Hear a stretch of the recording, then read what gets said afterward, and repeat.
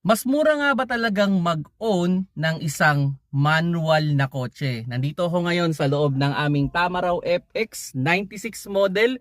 Unang kotse na na-drive ko na until now umaandar pa at nagagamit pa. At doon naman, mas matipid ang isang manual na kotse kung tama yung paggamit. Like tama yung pag-gear, tama yung pag-release ng clutch at pag-press ng gas.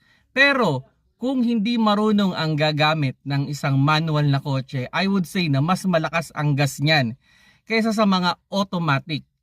Then in terms of maintenance, mas tipid naman nga talaga ang maintenance ng isang manual na kotse dahil mas mura ang oil na ginagamit sa kanya and wala siyang filter. Then in terms of repair, dahil halos walang electronic, ang mga manual transmission na kotse, mas mura ang repair niya compare with the automatic transmission na kotse.